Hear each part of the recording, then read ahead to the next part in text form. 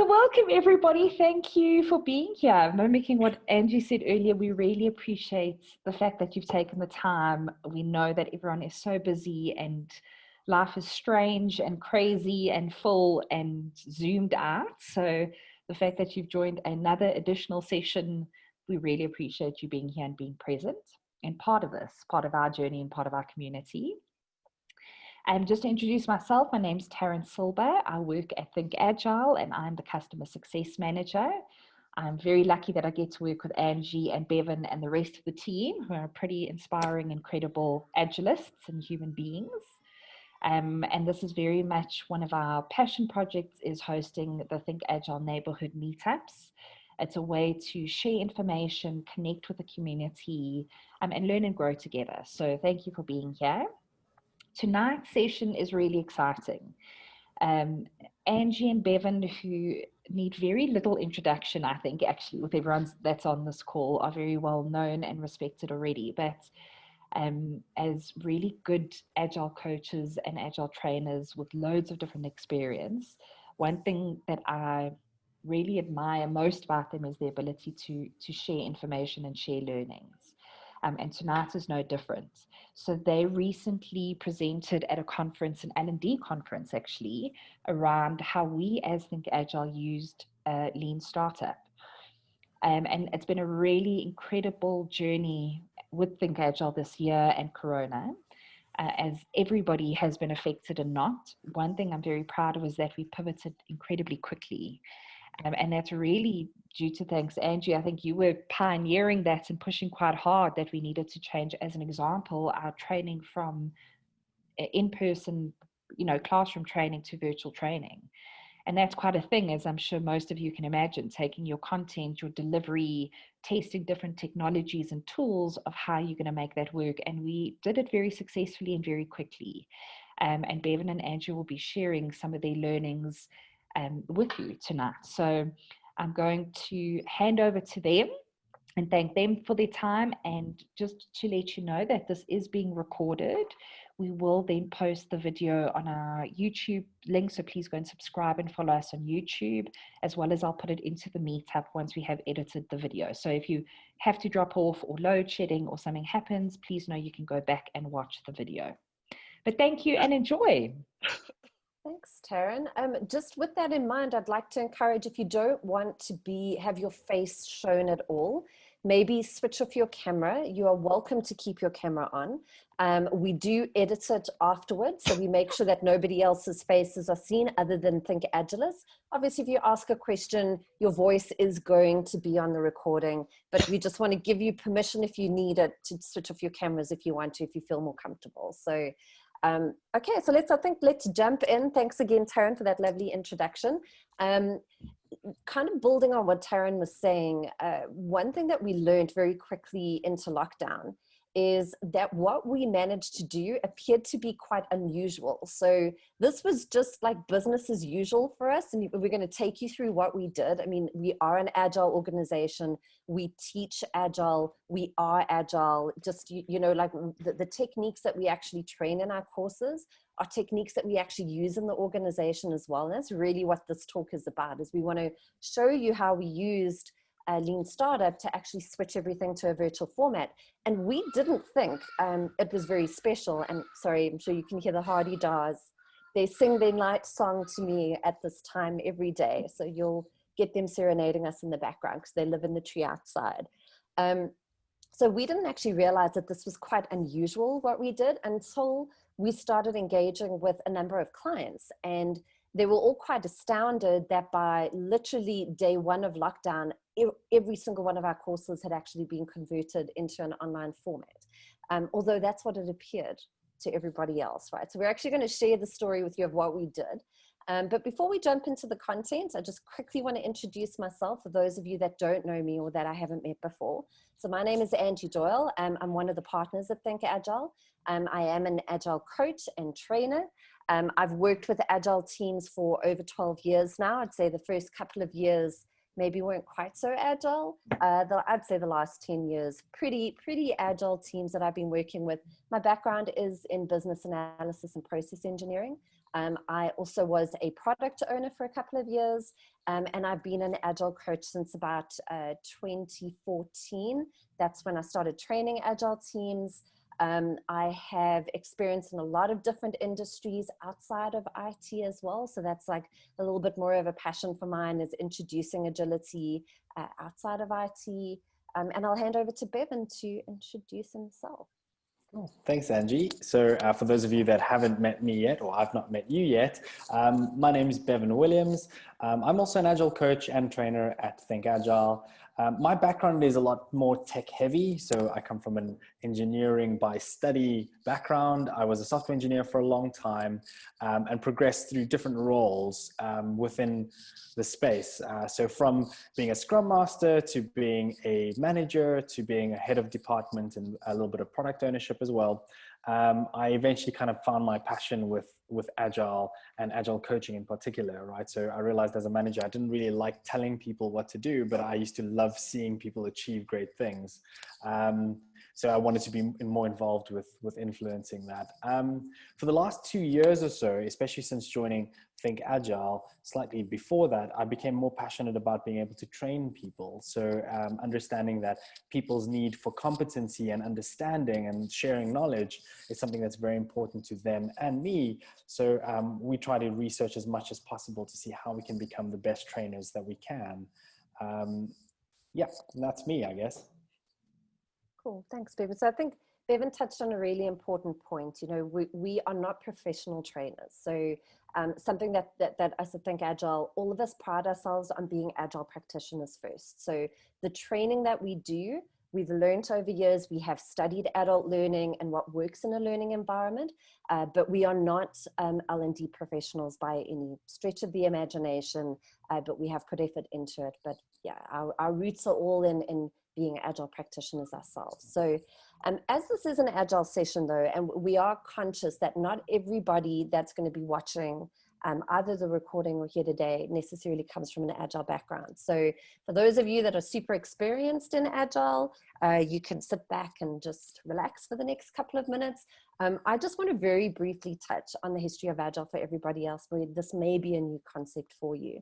And to do that, I'm going to use something called Heart of Agile. So Heart of Agile is actually the brainchild of Alistair Cockburn, and it was created in 2015 kind of as a response to the over-engineered and very complicated frameworks that we've started seeing emerging in the Agile industry. So he kind of distilled the past 2 decades of learning from an Agile perspective and basically put this into kind of 4 simple or 4 key elements that pretty much most Agile frameworks embody. So the first concept of Heart of Agile is collaborate. And essentially what we're talking about is all Agile teams need to collaborate. And when you think about collaboration, we're not talking about one person telling other people what to do. We're talking about multiple people working together and actually collaborating on an idea together. And that's how we come up with really great ideas. So we come up with these great ideas as a team, and we have to continuously communicate with each other on the progress of the ideas. And that's really how we build up high performance teams, teams with very high levels of trust, teams that can actually deliver something, which coincidentally is the second component of Heart of Agile. So, you know, pretty much what we're doing in Agile teams is figuring out what's the smallest little thing that we can do together as a team that we can put in front of our customers to get feedback on, right? So we want to deliver the smallest thing possible, really to focus on learning. And this is something that a lot of Agile teams forget about in a way. The first part of delivering something isn't about making money. It's actually about learning more about our product and more about our customers. Once we've got that learning, then we can start progressing to actually thinking about revenue and how do we actually make money from it. The third part of Heart of Agile is all about reflecting. Okay, so we do this as a team where we reflect on the product that we've built. We get feedback from our customers. We use that to reflect on our product. Then we also have a look at how we have been working together as a team. So how have we been collaborating? Are there improvements that we can make? And that leads us into the fourth component of Heart of Agile, which is really all about improving. So we want to, just like we're delivering really small little pieces of functionality, we want to be improving kind of iteratively, doing these small little improvements all of the time. And we might do improvements from a product perspective, where we got feedback from our customers that something maybe isn't working well, and we'll, you know, or maybe we need a new feature or need to tweak a feature in a product. So we'll fix that in the next iteration. And if we've reflected on something, on how we're working together as a team, we may choose to improve something as a team in our next iteration as well. So pretty much those 4 different components make up the heart of Agile. And this is a cycle that all these Agile frameworks go through every iteration. There's a strong focus on team collaboration to deliver something small, something of value to a customer that we get feedback on, and then we gradually make improvements all the time. So if we, you know, and this kind of underpins everything that we're talking about today, which is why I just wanted to, even for those of you that are skilled Agilists, just wanted to touch on it, because what we're going to talk about today is an Agile approach called Lean Startup. So before we jump into anything, let's just quickly talk about what Lean Startup actually means. So Lean Startup is a book that was written by Eric Ries. And according to Eric Ries, the definition of Lean Startup is a human institution designed to create a new product or service under conditions of extreme uncertainty. Okay, so this is pretty much what his definition is. And I want to take us back about 6 or 7 months, right? This would have, how much is 7 months ago? I feel like we went from March to September and I lost all of the months in between, right? So if we rewind to January, February this year, this is what Think Agile looked like, right? This is what our training looked like, very much in person. Everything was highly collaborative. You can see we didn't do any PowerPoint slides, so none of those sessions is there a PowerPoint slide up somewhere. Everything that we did was built on flip charts. People would have workbooks that they'd work through, they'd draw with us as they went. We'd have collaborative exercises that people would either collaborate together with on a table or up on a wall. So everything that we did was very human-centered, right?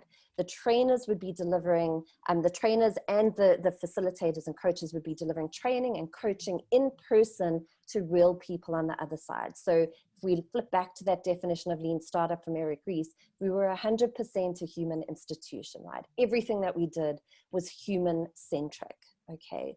And if we think about what the next kind of line in the Lean Startup definition is, so it's I'll pop back quickly. So it's that human institution designed to create new products or services, right? And if we look back in about January or February, we realized that something was changing in the world, right? We didn't know what it was going to be. Coincidentally, in January, we had actually in our strat session, we had started discussing moving a large portion of our training into e-learning. So not virtual training, actually into e-learning modules. So our uncertified stuff, we were playing around with possibly doing that. So we knew something was changing in the world, and we suspected that we would need to at some point switch to a virtual way of working, especially in February when we started looking to see what was happening in Europe and Italy, you know, in Spain. We realized that there was a potential that things would change for us here. So we were that human institution on the brink of creating a new product or service. Maybe not entirely new, but definitely a different way. A different way of delivering our products to what we had done before. And then that final part of Eric Ries's statement is under conditions of extreme uncertainty. And, you know, we almost, when we reflect on our discussions in January, February, and even towards the beginning of March, we realized just how maybe naive we were in a way about just how uncertain things were. You know, we knew things were going to change. We thought it was going to be a couple of months at most. So we knew things were uncertain. Maybe we just didn't realize quite how uncertain things were going to be. So given the definition of Lean Startup, and given what we knew about applying this kind of concept in different organizations, we knew we were in a good position to adopt a Lean Startup approach to our virtual training. So to actually go through the lean startup cycle that we're going to take you through now. So that's just giving you a little bit of context about where we were a couple of months ago. So to kind of set us up for the rest of the conversation, I just want to take you through lean startup from the position of what lean startup actually values. So the first thing that we value is experimentation over elaborate planning. Okay, so the whole idea is that we don't want to spend months and months planning or researching a concept before we actually put something out there, right? That when we started everything, we knew that that was the point when we knew the least about virtual training and how we were going to do it. And we really just committed to experimenting rather than overthinking everything, because we knew that we didn't know nearly enough to actually convert all of our training right at the beginning into something like a virtual format. So we wanted a really tiny little concept. Where am I? There we go. We wanted to have a tiny little concept that we could actually build and test. And that leads us into our next value, or our next thing that we value from a lean startup perspective, which is really customer feedback over intuition. So unfortunately, we are really bad with gut feel, right? There's a lot of things that influence our guts and our intuition. And we often think that it's telling us to go in the right direction. And unfortunately, it's all of our cognitive biases that are kind of driving us towards a particular decision. So from a lean startup perspective, we take away intuition and we want to work with data. Okay, so we want to work with actual facts. So this really small little thing that we've built, this little thing that we want to experiment, what we want to do is we want to put it in front of customers and we want to get data back from them, measure how they're actually responding to our product. Do they like it? Do they not like it? Do we need more of something? Do we need less of something? But we're only going to know that if we put something in front of them, we've actually got data coming back from them. And the third thing that we value from a lean startup perspective is this concept of iterative design over traditional big design upfront. Okay, so what we do here is we're learning from this whole cycle, right? So we don't do this massive big plan upfront and build a massive big product for our customers. We put something small in front of them, we measure it, and then we actually change our plan based on the learning that we got out of this really small little increment that we put in front of them. Okay, whereas in a traditional approach, we would have done this massive big design and we would have just kind of rolled it out in a plan. But what we prefer to do is use the learning to actually help us identify what is the next thing that we want to do. So that's the key thing in lean startup, is this build, measure, learn cycle. And you see, we're going to come back to it time and time again where we take you through our experiments that we actually ran. I think it's important to mention at this point, though, that when we started talking about converting our training into a virtual format, which was pretty much the beginning of February. Okay, so like I said, I was actually traveling to Vancouver at the beginning of February, and I realized just how much the world was changing, and we hadn't even been impacted in South Africa yet. So we knew that things were happening, and we knew that not everybody would be on board with us switching our training into a virtual format. So what we did was we focused on our early adopters, right? These were the people, these were definitely not our corporate clients. These were individuals that were really our early market. There were people that were desperate enough for training, they needed to get accreditation, and they were prepared for maybe for things to be not as refined as they would have been in one of our in-person courses, right? So they were desperate to get certification. And what we noticed at the beginning of lockdown, coincidentally, is that these were the people that needed to upskill because their jobs were at risk. So that was actually most of the people that we trained right at the start of lockdown and just before as well.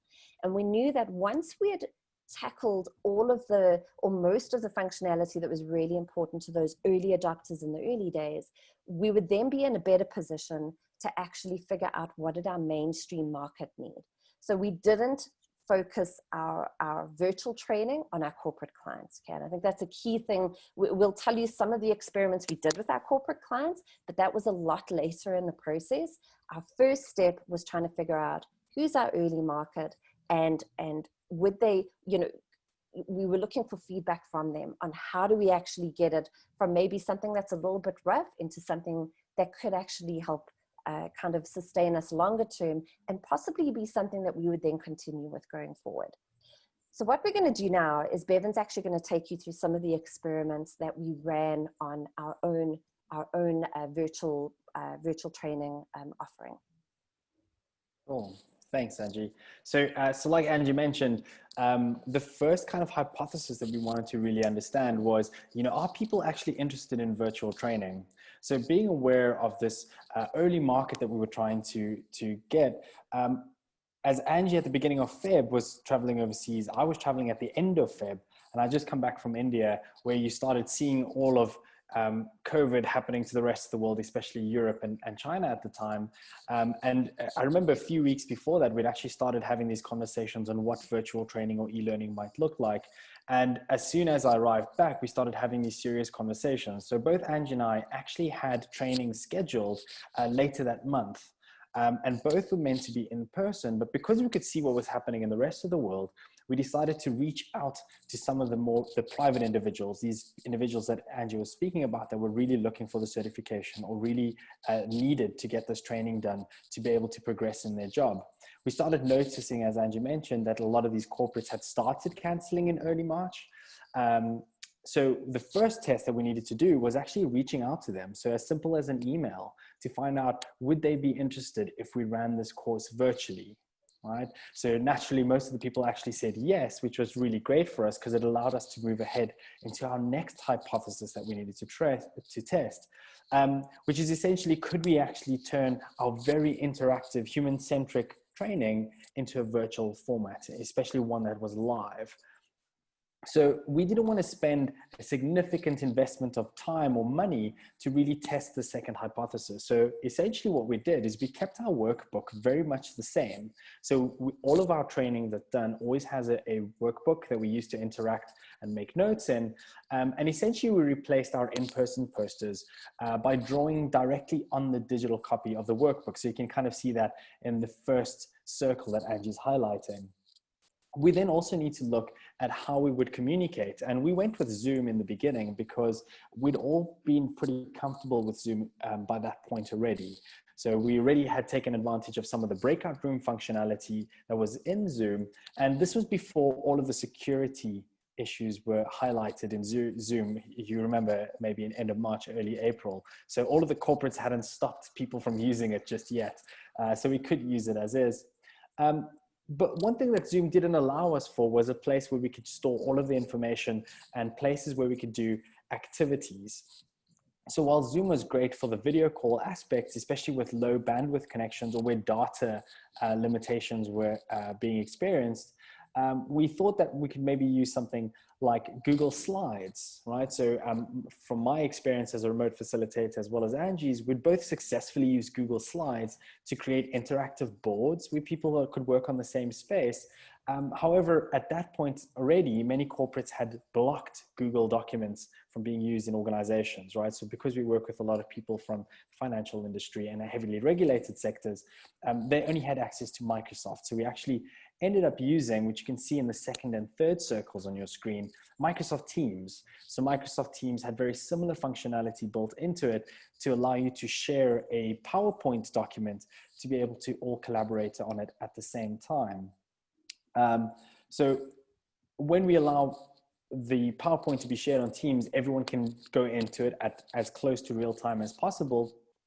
And we were quite conscious of making people feel safe in these tools. So we were very, very deliberate about limiting the total number of tools we used, and also making sure that we made things as easy as possible so people didn't get it wrong. So a simple thing that we did in the example on the third circle was just taking all of the custom elements we made, taking a screenshot of the static elements and making it the background so that no one could move it around. So if you've had the experience by now of working with an interactive tool, if you're using it for the first time, it's quite, it can be quite overwhelming to use this new tool and then accidentally move things around that weren't supposed to be moved.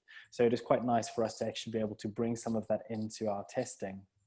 So with the hypothesis of, are people interested in learning virtually and could we switch it?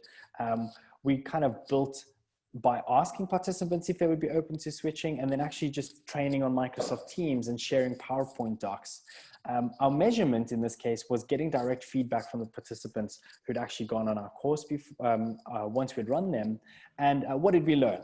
So we learned that people really enjoyed and were surprised by the effectiveness of the virtual format. In fact, we were quite pleased that the direct feedback we got was, I was really surprised that I could be engaged in a virtual environment.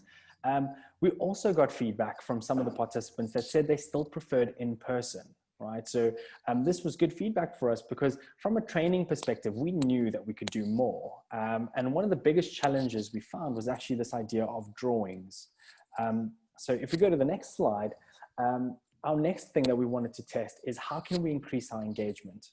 So we rely very heavily on posters and drawings in the picture that Angie showed, because when we co-create content together, we actually learn a lot better. We actually retain information a lot better. So instead of us just kind of throwing information at you, our training environments are very much centered around co-creating content. So when we first started out, we wanted to get something in place, and we kind of had this hypothesis of how can we get our engagement a little bit better. So we always knew that drawing was better, but we didn't always have the tools to do it in. So for example, in the first image on the far left, because I didn't have anything to draw other than my finger or my mouse, which looks extremely messy, I thought, well, what if we create the drawings that we normally do by just using the animations in PowerPoint? That naturally took quite a lot of time to actually set up, and it also still felt like it was a presentation. All right, so I remember doing the training like this, and I felt like I just feel like I'm presenting at people. So if people, if our attendees give us an answer or question, we can't kind of write down what they say, or you know, just kind of put in more information or less information, or change the picture based on what happens in the conversation. I kind of have to pre-record it, which is not as engaging as I would have liked as a trainer. Then what we did was I found an old tablet in a cupboard. So something from 2012, it was that old. And we tried to improve this just a little bit. And this definitely helped with the engagement aspect. We could create the drawings where it was much more natural, more authentic. But because of the old system, it was a lot of errors. So it felt like as a trainer, I was focusing more on not messing up the tool than I was in trying to train across. And it was quite distracting. At the time, Angie had been using her iPad and a pencil to do the drawings and had none of these problems that I'd experienced as well. So it turned out of all the trainers in Think Agile, I was the only one that did not have an iPad and a pencil, right? So with our hypothesis that learners are more engaged when able to co-create the learning material, we did 3 quick experiments. So actually trying different things in training. And again, how did we measure this? Feedback from attendees, and also just my assumption as a trainer on the engagement during co-creation. So like, how much does it look like people are speaking up and engaging with the content versus kind of just, you know, sitting with their arms crossed, just listening to me speak.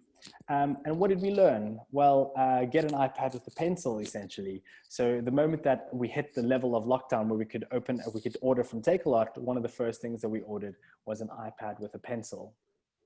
So I want to quickly just jump in there because I almost want to highlight that up until that point, we actually hadn't spent a cent on our virtual training. Okay, everything that we had done had been tools that we already had access to. So the drawing that you're seeing here was actually done, you know, like in PowerPoint. So again, just, you know, like shown to people, the images imported, etc. So we hadn't actually spent 1 cent yet on our virtual training. We were already, by this point, we were already like a couple of weeks into lockdown. So just wanted to add that. Yeah, awesome. Thanks, Angie. Yeah, that's a very good point. And that kind of leads us into the 3rd experiment, right? So we started realizing that the feedback we were receiving was very positive. And the people that had attended our training was pretty much saying that it was as similar to in person from at least a ratings perspective and a feedback perspective. So we needed to say, how can we actually start then expanding? How do we grow the class size to let more people know that we're actually doing this? And one of the assumptions or the hypotheses we had was, is virtual training the right term to use? Because at this point we were calling it virtual training. And we needed to find out, if it was, because at this point we'd actually caught that early market, but now we needed to expand it to the rest of our mainstream clients. So to target the corporate clients a little bit more, we wanted to find out a little bit more about their experience. And one of the questions that came up that we started working with was, it sounds like, or it seems like corporate clients assume that virtual training is e-learning. Right? So how could we let them know that it was actually very interactive, it was always live and in real time, and actually as close to an in-person training as possible? So what we did is we actually put together a very short video that we then sent to all of our corporate clients to let them know, hey, look, you can come join our training again. Because it is interactive, it is live. People aren't just going to sit there and hopefully watch videos over a period of time. We actually need them engaged as well. So Angie, if you could just please play the video for us quickly, and I'll give you a thumbs up if the sound comes through. Do you need to stop sharing and reshare? No, it's Okay. good. So it's going to come with a warning on this video, and maybe again, just highlighting that we made this video. We literally did it with the software that was available on our laptops. We didn't pay people to do it. It was something that we literally pulled together in less than half an hour. So again, it wasn't this huge elaborate experiment. It was something that was really cheap, really quick for us to put together, just based on what we'd heard coming back from our corporate clients in particular. So Yeah. Give me the thumbs up if you can hear it, Bevan. I'm going to show you what it looks like.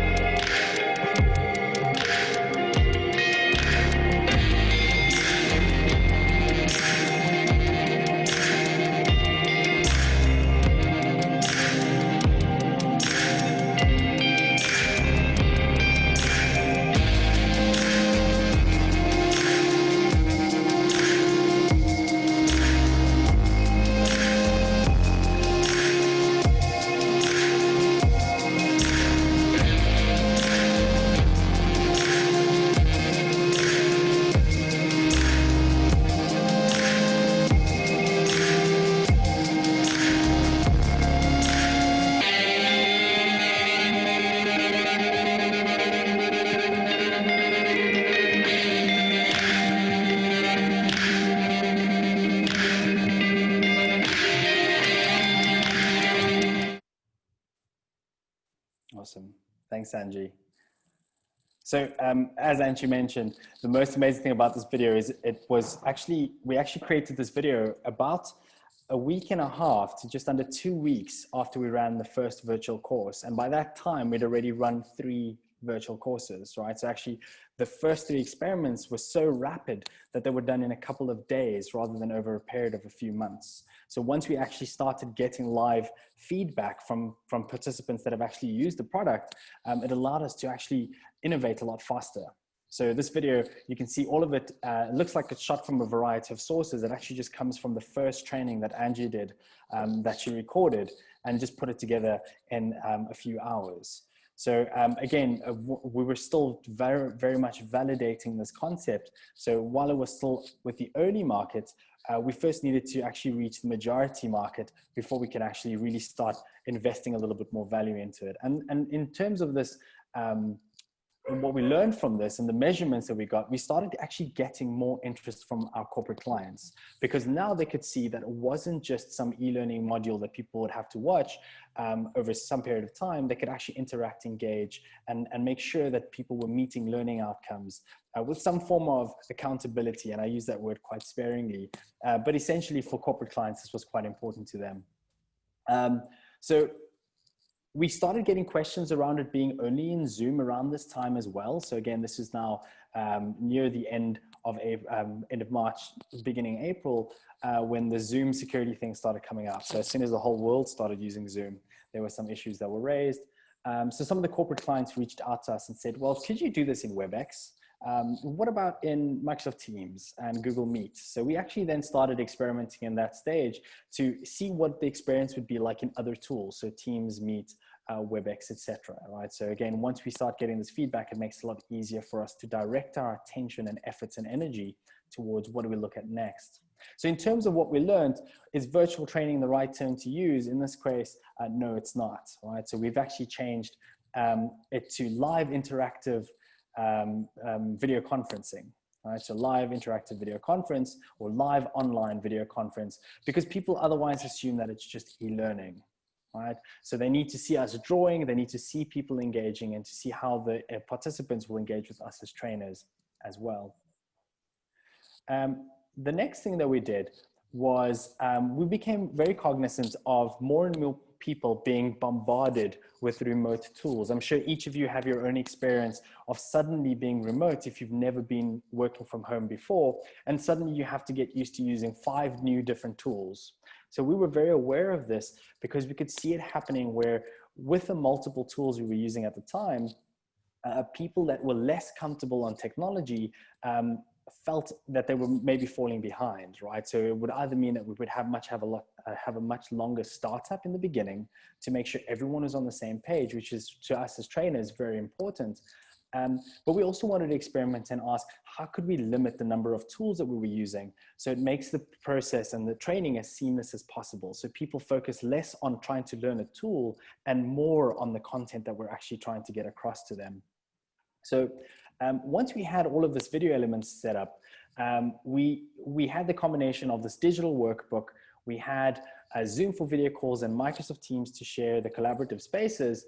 So what we wanted to do is we wanted to find a way to combine that as much as possible. We really needed Zoom's breakout room functionality because they'd become quite core to our way of creating collaborative spaces in our training. So what we ended up doing is actually started investigating tools like Miro and Mural, so specifically whiteboarding tools. So it would be a way for us to get rid of Microsoft Teams entirely. So we do all kind of interpersonal communication, so voice and chat using Zoom, and then everything else where we co-create information and have a repository of artifacts that we've created together in one place. We ended up playing around with quite a lot of these tools, and we ended up going with Miro, right? So we decided to keep all our interactivity in Miro for drawings and exercises, and then Zoom for the breakout rooms. And this made it so much easier for us to actually keep track of attendees' attention, right? So it allowed people to actually focus on one thing at a time, and it allowed us to be more deliberate around where people should be focusing their attention, right? So when we were sharing our screen, it was, hey everyone, we're now in Zoom. And when we needed to do an activity, we could actually say, this activity is something you're going to do on a piece of paper. So just grab a piece of paper and a pen and we'll do this exercise, or we'll say, move to Miro and go to frame number 32, and people will be able to find it. To make sure that this was as seamless as possible, we even went as far as creating just a practice board. All right, so before our training, we created a board that contained some of the introduction videos to Miro, as well as a few fun exercises that people could get used to, adding post-it notes, adding some text to it, moving them around as well, just so that people felt more comfortable once we started. So how did we measure this? Once again, we used customer feedback. So many people actually directly complimented the ease of use of Miro. So people that had never used it before were suddenly given a new tool that they found was quite easy. And they said that the simplification really resonated with them. So something that was where they didn't have to switch between multiple tools and browsers was actually quite easy and useful for them. What did we learn? It was very easy to get carried away in technical functionality. In fact, we had to be very cognizant of this. There are so many cool remote tools and features out there, and it's very easy to get sucked into that when you're creating something for other people. But you have to remember that it's not about you that's spending your time investing energy into playing around with these new tools. It's people that are going to be using it for the first time. So you actually need to be very cognizant of keeping it as simple as possible. All right. So overall, what did we learn? So Angie, if you go to the next slide. So if we hadn't continually iterated, or if we hadn't been able to continuously learn new things, I don't think we would have been able to continue or survive as an organization. We really kept an eye on the number of people that were providing feedback, etc. And it was important to us to make sure that we were providing the same experience. So an interesting bit of data was I think up until this point, we've trained over 500 people virtually since that first course, starting on the 24th of March. The average rating before lockdown for our training was 9.25. And the average rating now is 9.25. There was a slight dip in the first month that we started working. It went down to 9.24. So there was definitely a dip. And then eventually it returned back to that average, which we're quite happy about because it's very important to us. Some of the great feedback that we returned, and you can actually see how it progressed over time, was on the 30th of March, there was a great course, but I'm a classroom learner by Samantha. Samantha actually came back to another virtual course later on, right? So again, it didn't actually stop her from coming back to virtual training. She just mentioned that she does have a preference, right? So people do still prefer in-person training. And then Siduduziwe said, the training went better than I thought and even better than classroom format. So it was really great to actually get this feedback as well, because some people don't get as excited being in person as some other people as well. So it was a really nice, a lower barrier to entry for people to actually attend training. Just like nowadays, some people are attending conferences and events all around the world, which they may otherwise not have been able to. So I guess the question for us then is what's next? So there are quite a few examples and hypotheses that we're still trying to test and that we're experimenting with. We actually just this past weekend finished off another example of testing half days, for example. We actually combined hypotheses there, not on purpose, just it happened to work out that way, is testing a weekend class half day. Right? So actually for the last 2 weekends, we successfully ran a certified training course over the last 2 weekends, about half a day each. And again, the feedback was very positive and people really appreciated the flexibility of being able to get trained on the weekend. So not every organization is comfortable for people to take time off for personal development. That's a whole other story on its own. But for the people that don't have that option, providing a half-day course, especially on weekends, was quite useful. We're also starting to experiment and investigate more on asynchronous learning. Right? So for people that cannot dedicate full days or half days or chunks of time, could we allow an e-learning platform to actually allow us to grow beyond that? And we're actually quite, yeah, go ahead, Angie. And this is also kind of going into the fact, you know, we were talking about it just before the call, that people have got Zoom fatigue, right? So we're all used to sitting behind Zoom for the whole day. So when you're doing training, it's really hard, right? Training's meant to be an escape from the things that you do normally at work. So if we're now forcing you to sit behind a laptop for, you know, another 4 to 8 hours, depending on if it's a half day or full day course, you know, again, people are tired. You actually get physically tired. So it's really about bringing in a bit of asynchronous learning into our learning spaces that we haven't had before. So do we do a little bit of self-study? Do you have to do a quiz? You know, so we take away 1 or 2 hours of the course and we actually put it back in the hands of the learner so that they can go and do, you know, do it in their own time. Sit somewhere different, read, you know, a couple of passages from a book or something like that. So again, it's just about, based on the feedback that we're getting is, and we know it too, right? We're also Zoom fatigued. So how do we actually change it up a bit now? People are comfortable with virtual, but they're tired. So yeah. Yeah, and very much in the same line, Angie, with the next 2 experiments that we're busy working on, hypotheses. So different time slots. So this is also an experiment that was actually run by one of our other colleagues, Rahul, who suggested running an afternoon class as a half day instead of an earlier class as a half day. Right. So again, just trying to slot in with different people who have different needs. Some people are a lot more productive in the morning and maybe their organization needs them to be more productive in those morning slots, and then maybe a little bit more free in the afternoons to join. The nice thing with different time slots is that it also opens us up from a training perspective to working a little bit more around the world. So different time zones and countries that we're working in there as well. And then finally also starting exploring, because again, we started experimenting with in-person training. Angie, correct me if I'm wrong here, were we still under level 3 then, hey? When you ran the first in-person course, right? can't remember. It was when we were allowed to have I think it was 10 people. 10 people. 10 people in an office space.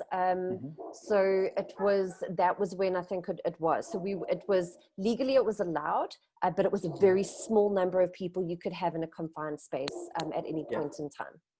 Yeah, thanks, Rahul. Yeah, it was level 3, if I remember correctly as well. So essentially, the why we started doing that was very much the same thinking that got us to try the virtual thinking, is that eventually people are going to want to go back to in-person training.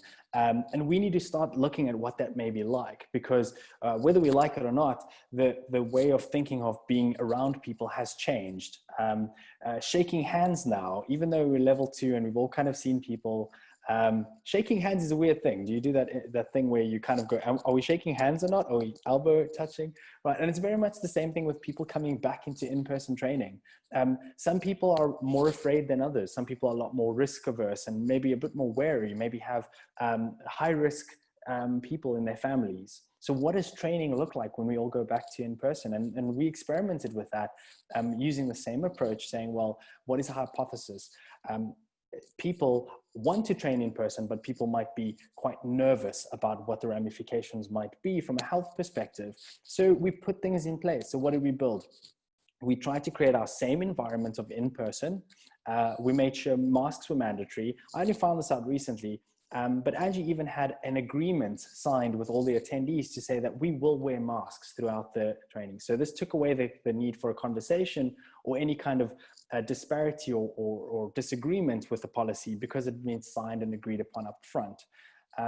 We created things like individually wrapped utensils, individually wrapped meals.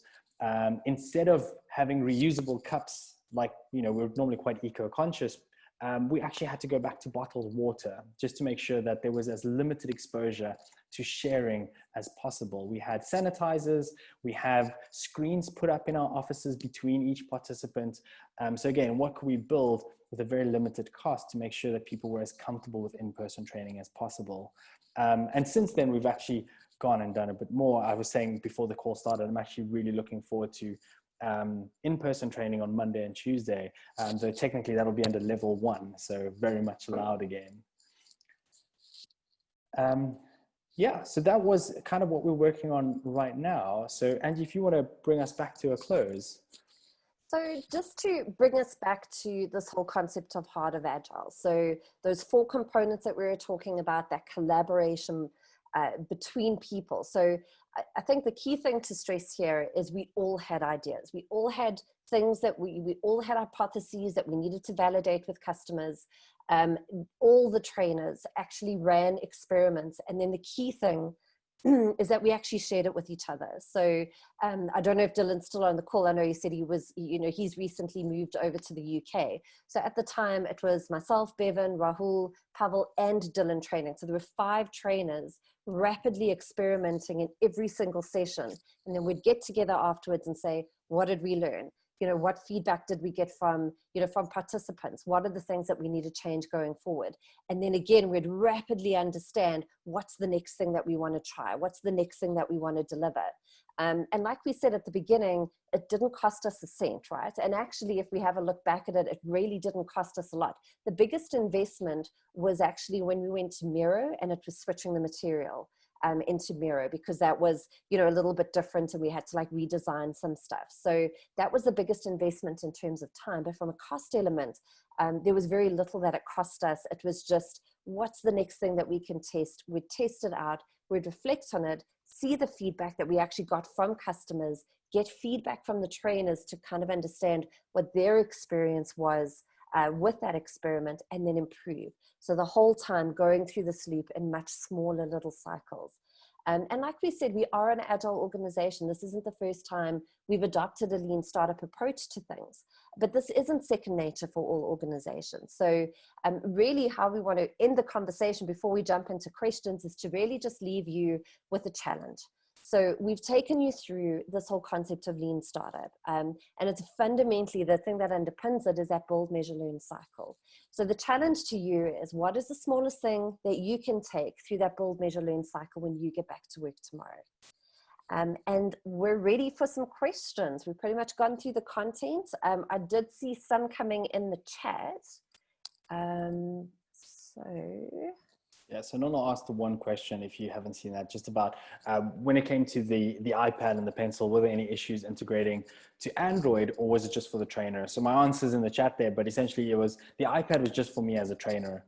We didn't want any limitations on tools or products that we used for participants. So actually Zoom and Miro, which is what we use, don't require a login. So you can actually use Zoom as a guest as well as using Miro as a guest. So we did end up purchasing a team license for Miro. And the reason we chose it, or one of the big reasons we chose it, was because we could actually invite people to use the board without them ever having to sign up for an account, which was quite important for us as well.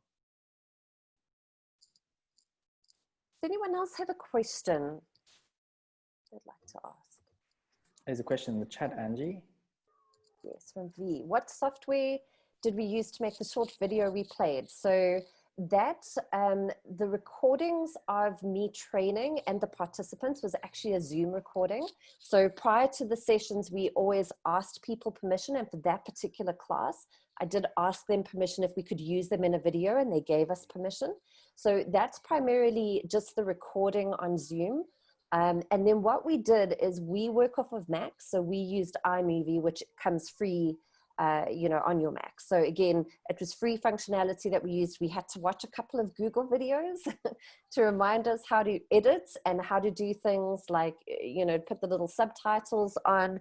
But it was something that was really quite quick for us to do. So the thing that actually took us the longest amount of time to put that video together was figuring out what parts of literally 16 hours of training did we want to show in the video. That was actually the longest. That took me a while to go through and say, that's the snippet I want, that's the snippet we want. So, and then coincidentally, we used exactly the same software to do our safety video for coming back for in-person training. Same thing, people weren't allowed to come into our offices. We actually shot the video with our cell phones.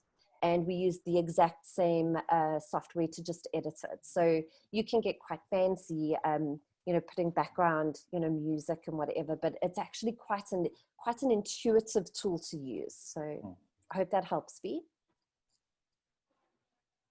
Any other questions? I've got one. Yes, Chris.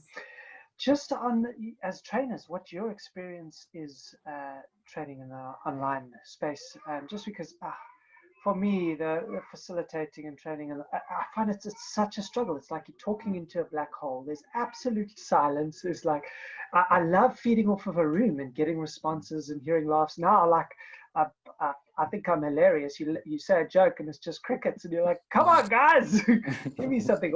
How did you guys, what's your feel and experience of it?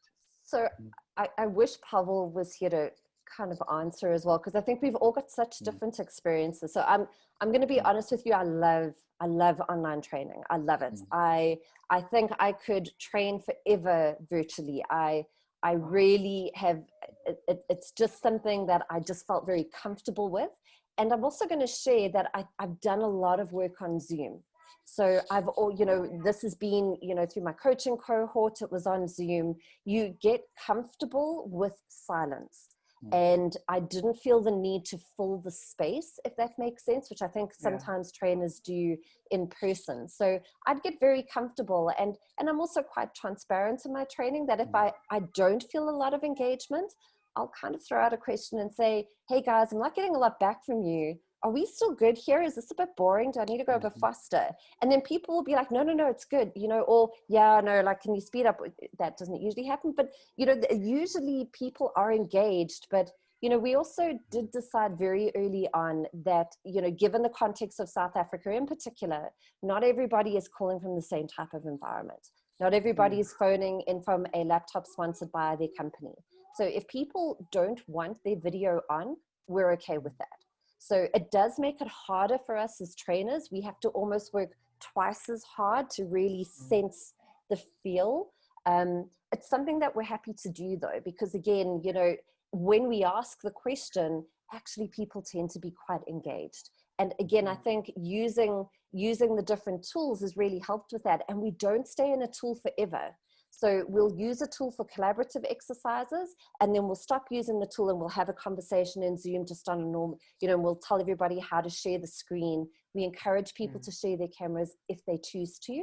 And the one thing that we do ask is when they're collaborating with each other in a breakout room, if they're able to at least share then, because we're okay, you know, feeling like maybe people aren't that engaged, but maybe in the breakout room, it's a bit easier to see people's faces, right? If you're having to collaborate on an exercise. But again, we let them contract with each other on that. So it is different. And Chris, I'm not going to lie to you, it's definitely different, right? Like it's easier to kind of like feel it in a room.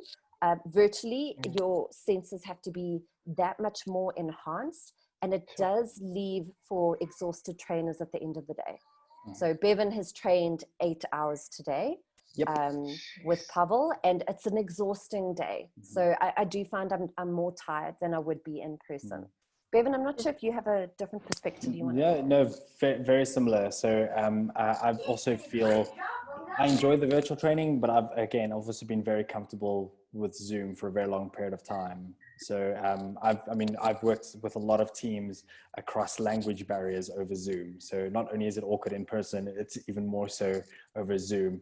And exactly like Angie says, you end up getting used to silence. So I've learned to see that silence is not necessarily lack of engagement. It could just be, I don't have anything to say. And especially now that we're training across more cultures, more countries as well, you start getting exposed to that even more. I'm normally not too fazed by the level of engagement from a verbal and visual perspective, because generally if people are not very vocal, you can encourage them to use the chat function. Right. So in Zoom, that's worked out well for me. I've had classes. I see Rahul said that he can also share some learnings. When you asked that question, I thought of myself and Rahul had to do some training in the Middle East. And he's had a class that also had not a single video on, with very few questions, very few engagement. And we all had a little bit of a laugh about it and how his experience with it. And then about a week later, I had the exact same experience with not a single person. And Pavel was like, oh, shame, I'm sorry you did this. And to be honest with you, I didn't mind it. Because the people that were engaging in the chat. So it's just very different. So I think like as a trainer, it's just having to realize that your truth is not everyone else's truth as well. So in actual fact, I think it's made me a better trainer to really be immersed in this, as well as a better facilitator. So like being on Zoom calls has taught me how to value silence. I will out awkward silence any person. Challenge. Maybe challenge not Angie, accepted. but challenge accepted. I could sit completely quietly like this with a smile on my face waiting for you to say something. Just quickly, sorry, Rahul, I know that you want to add. I just want to say, do you think you guys were comfortable with the silence, Angie, for example, because when you chat to your colleagues from overseas, you guys generally do it over Zoom. So, I mean, like finding the unmute button, where's record. Do you think having used the tools before the lockdown and having them be part of what you do every day might have been contributed to your being so comfortable? I think so. So like Bevan's also said, you know, the fact that we had used virtual tools so much before, we weren't that uncomfortable coming into it. However, you know, we did actually speak about before. So like, what was it before we were this comfortable? How did it feel to go into a Zoom call when you didn't know exactly? So we've almost got a script that we run through where we tell people, so we take everybody through the same intro.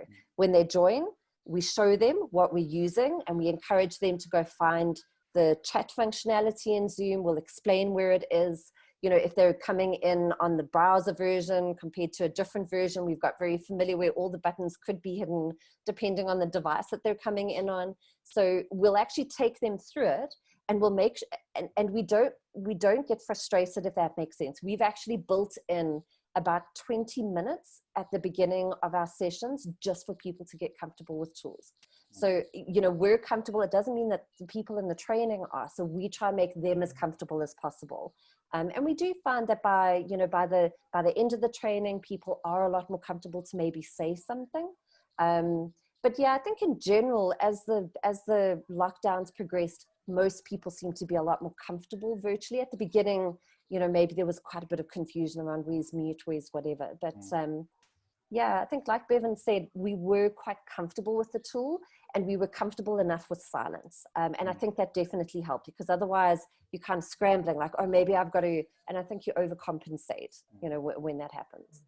If there's one like lesson that I can think of in terms of a practical thing, and this is actually just like a general facilitation tip, it's what you allow in the opening of your session, you're making okay for the rest of the session.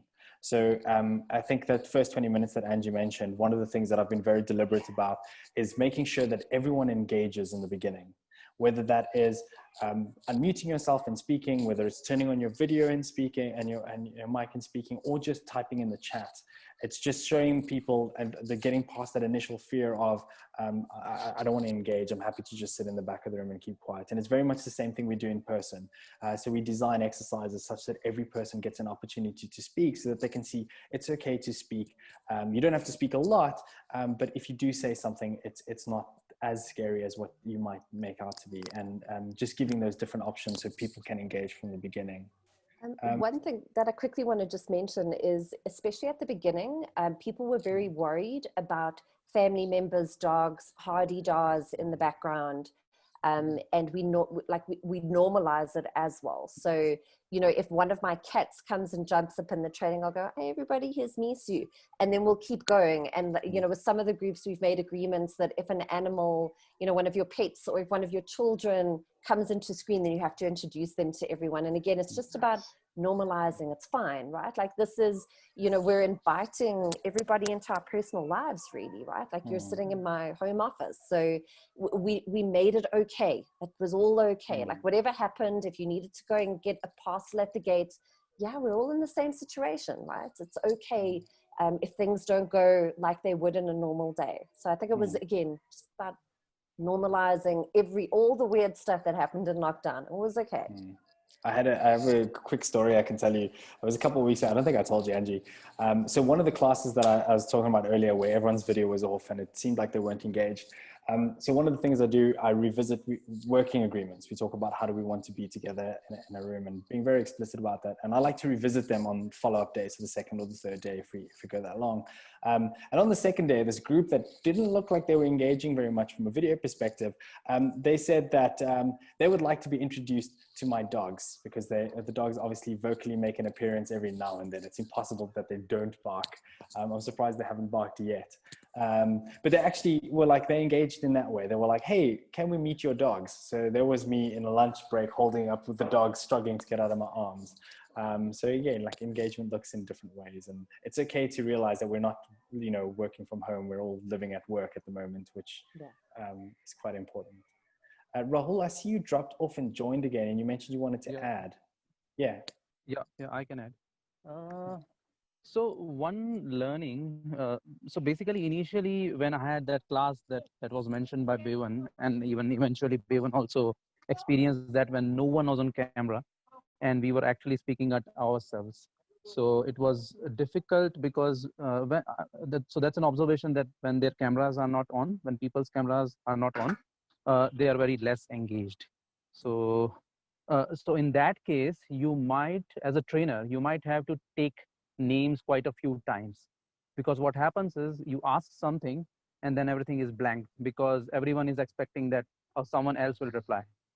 So to engage them, maybe try to use names of the people. It might look like, I mean, you are putting people on the spot, but maybe take like few names at once. So it's like, what do you think, or something like that. Another experience, so that was a game changer experience for me. So I had one class where no one was on camera, and then there was another class in the one of the Arab countries where we were expecting that no one will be on their camera, and to our surprise, it was all girls class, and all the girls were on camera, and one of them actually delivered a baby 2 months back.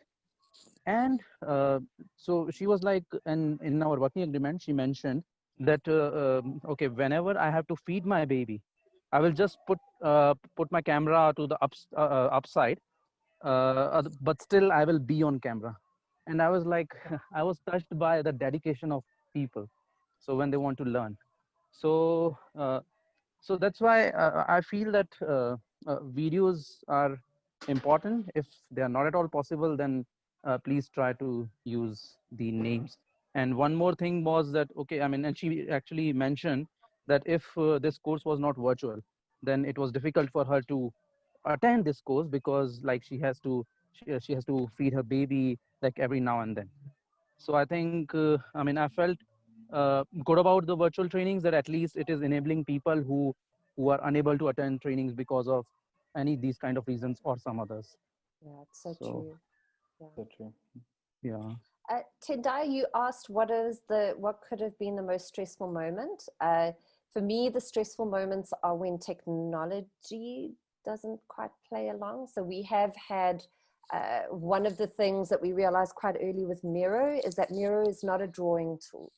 So every time you make a mark in Miro, it actually slows the performance of the board down.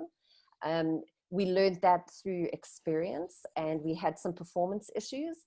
Again, we've iterated through it where we now actually save an image onto Miro where we can, and then we just draw on top of it.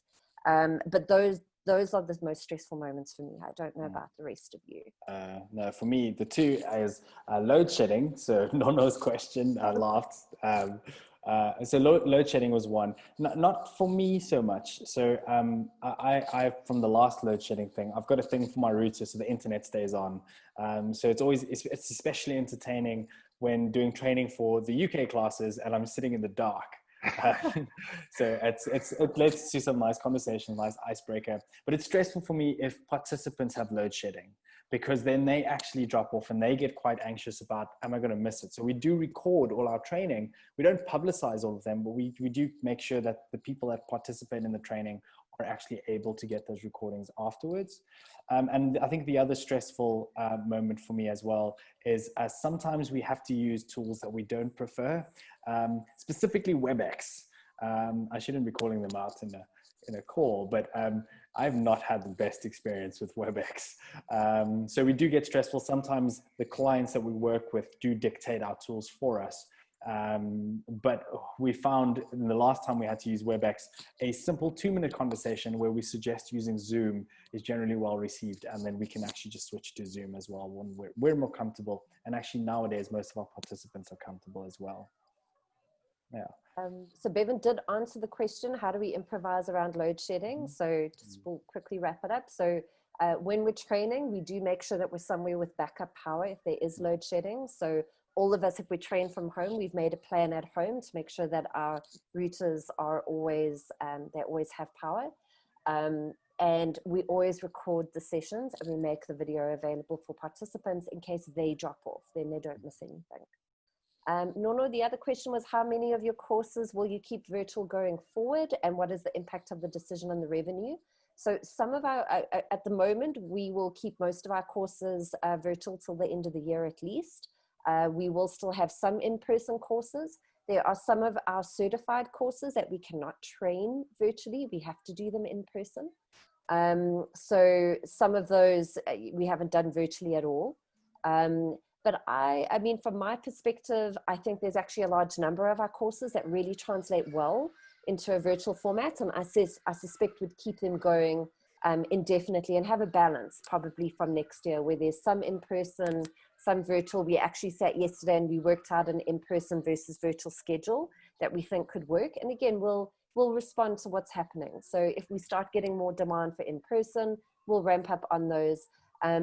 You know, we sort of said it earlier, virtual classes give us access to people we've never had access to before, specifically people in Africa. So, you know, we are an African country, so our prices tend to be a lot more competitive than Europe and the US. So we do find we actually can reach countries that we weren't able to before. So I think, I mean, personally, I'd like to keep going with the virtual training for, I think, at least some, you know, some of the courses, if not all of them, but then we'll also have our in-person one for the people that are more classroom based. And I've got another question, if I may. Sure, Chris. On the hypotheses that you had, and when you brought the feedback back, did it ever get like really contentious or very different types of feedback, or was it generally like within a narrower bandwidth? So are you saying like some people hated the online training, some people loved it, that kind of contention? Yeah. Or? or whatever the hypothesis was. You mentioned a few through the chat where like a lot of it was on the left, a lot of it was in the right, and very like different, or like a lot of it kind of gravitated to very similar type of feedback. So I think from my understanding of the question, I think from the hypotheses that we shared, we didn't get rapidly like different answers.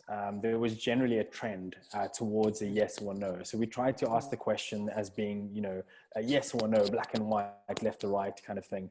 And then we would kind of see maybe some people lean towards, so it was never this like perfect binary data we get back, but there was always a leaning towards one of the answers. And that's kind of what we trusted. So like, for example, if I take the one of, in terms of the actually running the format virtually and what that was like, we got really positive feedback from people, but then they also would say, I prefer in-person training.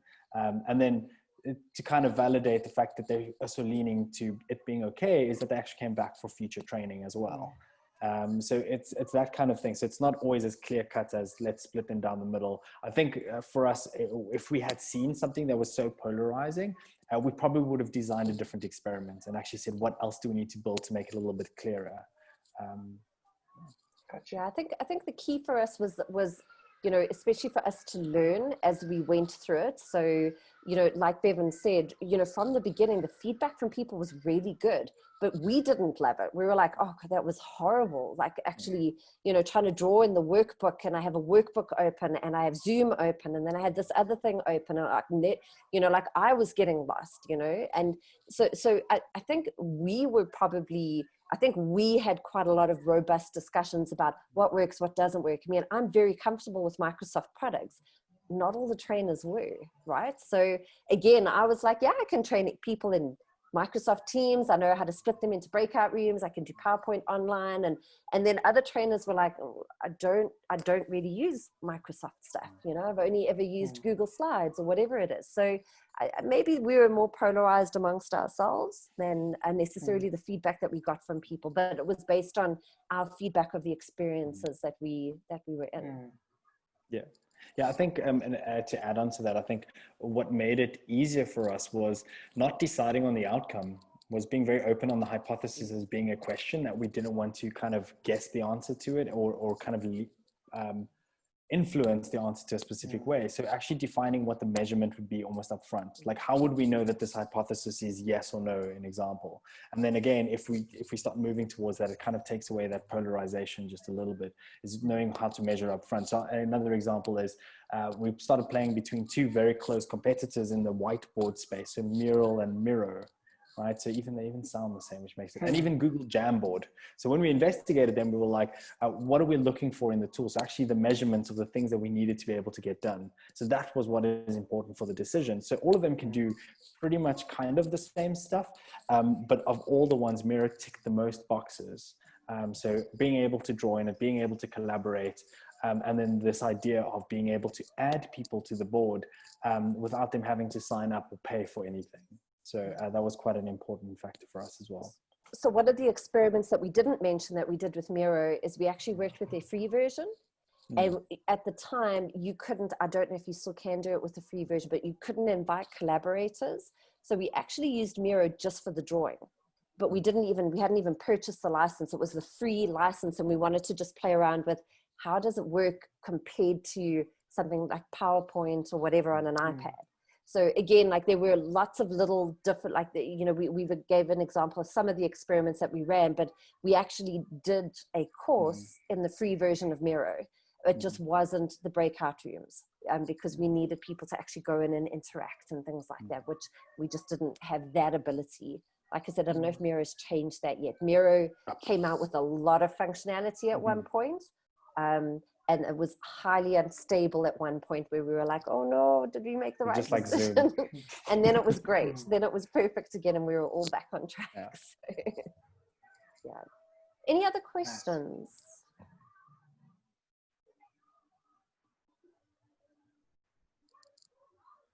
I can also share more. Oh, Rahul, your sound, it's very soft. Oh, is it? Am I audible? Yes. It's audible but soft, but maybe just speak a little bit louder. Oh, sorry. So I'm not sure if it was discussed, but always have a plan B in place, because Miro sometimes. So like these tools give some problems. So like a notepad or something, even if you're using iPad, then also it stops working sometimes. So always have a plan B. So if you're drawing something, then so that at least you can draw somewhere else and then you can copy paste it later. Yeah, such a good point. That is a good point. Yeah, I think from a training perspective as well, there was a thing I saw at a conference once. So there's a speaker that I love his sessions. So his name is Woody Zool. And he's got this like very slow, calm approach to doing conference presentations. And I remember at one of the conference talks, he noticed that he'd copied and pasted a slide from one to another. And had forgot to change the text. So he changed the image, but not the text. And literally in the middle of his conference talk, you know, there's probably 200 people in the room. He goes and he just double clicks on it and starts editing it in front of everyone. And he was like, well, it's a mistake. It happens. I might as well fix it now. I'm going to forget about it. And I think that mindset has come with me into like my talks and even into the training, where if something goes wrong, I'm like, you know what? Like this is what we have to deal with now. I think everyone on this call can experience at least one place where they've had to rely on a tool and it failed them. So it's a very relatable problem. And I think, you know, as a trainer, if you own it and you've got a plan B, it just takes the stress away. And you can say, you know what, this is what happens. This is tools, have a laugh, and then we can just go to something else. So I've got a very silly story where my Apple Pencil, it's got like a little nib on it and it had unraveled. So it wasn't connecting with my iPad. And I put my iPad to one side and I've always got paper next to me and I've always got pens that I play with. And I literally, exactly what Raoul was saying, I drew it on a piece of paper and then I held it up. So until I figured, and then once that section was done in the break, I then figured out what was wrong. So again, I think it comes with the more that you are online, the more comfortable you are when there's a little bit of a derail. And I think maybe a key thing for us is people are very accommodating. You know, so even if things do go wrong, nobody's going to be like, oh, it's terrible, you know, and people are like, we get it, right? Because it's happened to them, you know, like this has been a very weird year. So, and we own it. Like Bevan said, if something goes wrong, we pretty much own it and we'll very quickly sort it out. Another thing that we do is we always make sure that there is somebody else, another trainer that is always available. So if we're not co-training, if there is an issue and one person in particular is having a catastrophic, you know, malfunction of something, somebody else will be able to hop on a call and actually help them. So we have done that with each other quite frequently. We back each other up. It's always good to have a producer available. So yeah. So VIC question, do you have any one-on-one Agile mentoring sessions going on virtually at the moment? So not really formally. So our Agile, Think Agile Neighborhoods is our Think Agile way of engaging with the community and sharing advice. So not only from us, but also we try and get a hold of and leverage our partnerships with some of the stalwarts around the world as well. So people that are, you know, specialists in specific areas. So like last time we had Mark Kilby, who is a co-author of a book with Joanna Rothman on working with distributed teams. So this is kind of like an informal mentorship and teaching place and space for us to share and converse. But from an informal perspective, you're welcome to send me an email. I actually have got probably about an hour a week that I can spend on mentoring. If you would like to reach out to me, so just Bevan at Think Agile, and we can have a chat and we can see what your expectations are and we can see how we can help you as well. Just to answer that question from a slightly different perspective. So I do work with, you know, our client work has continued and we just had to flip it into a virtual format. And, you know, I work with product owners on things like backlogs and things like that. So it's been interesting what that's looked like from a virtual perspective, because previously we'd do things like user story maps up on a wall and things, you know, and they've got to take it back and share it with teams. So that's just, yeah, that's created a whole different dynamic, which feels like it could be its own talk altogether. Mm-hmm. Mm-hmm. Great. Any other questions?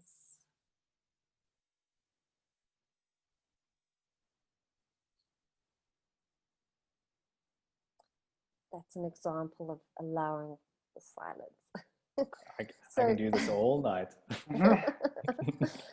So then I think we'd just like to say thank you very much for joining us. If you do want to have access to the video, we'll have it. We just edit, like I said, we edit people's faces out. And that just takes us a little bit of time, but we will have that available on Meetup shortly. And we will also put it on our YouTube channel. And if there's any information that you'd like about Think Agile, feel free to reach out to us. So the easiest way to do it is via email, info@thinkagile.co.za. Or if you have any questions about the content that we went through today, feel free to reach out to Bevan and I directly. We'd love to hear from you. And we look forward to seeing you at the next Think Agile Neighborhood, which will be next month. Thanks, Great. everyone. Thank you, everyone. We'll see you all very soon. Have a wonderful evening, everyone.